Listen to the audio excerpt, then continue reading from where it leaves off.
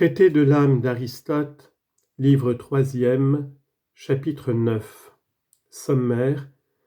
Dans les animaux inférieurs, le mouvement est encore produit par la même cause, mais c'est la partie la plus infime de l'imagination qui chez eux le détermine.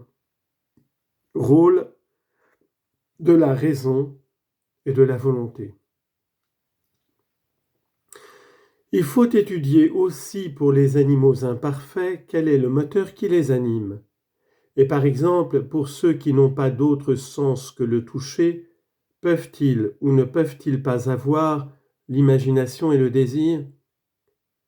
Il paraît bien qu'ils éprouvent douleur et plaisir. Et si ces deux sentiments existent en eux, il faut nécessairement aussi qu'il y ait désir. Mais comment l'imagination pourrait-elle être dans ces animaux ? On doit répondre que de même qu'ils sont mus d'une manière toute indéterminée, de même ces sensations sont en eux, c'est-à-dire y sont indéterminément. Ainsi, l'imagination sensible se trouve, comme je l'ai dit, dans les autres animaux. Mais l'imagination qui va jusqu'à la volonté se trouve exclusivement dans les animaux doués de raison. Faut-il faire telle ou telle chose ?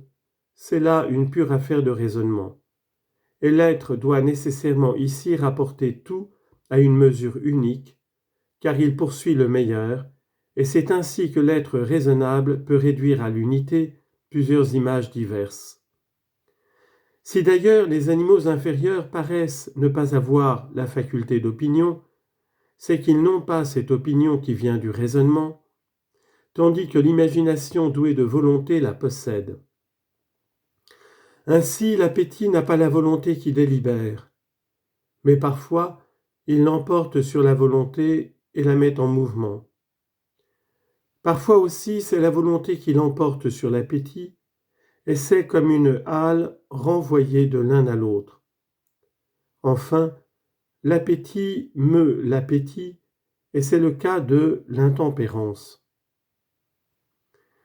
Mais c'est toujours la partie supérieure qui naturellement est la plus dominatrice, et elle produit le mouvement, qui peut d'ailleurs se partager ainsi en ces trois directions diverses. D'un autre côté, la partie de l'âme qui sait n'est pas mise en mouvement, elle demeure en place.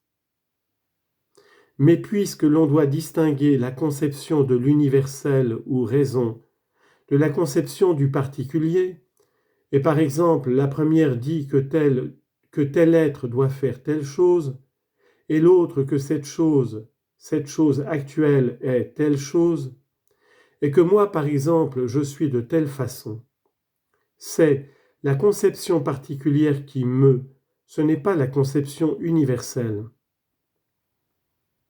Ou bien si l'on admet que ce sont les deux qui peuvent causer le mouvement, l'une du moins doit être considérée comme restant plutôt en repos et l'autre comme n'y restant pas.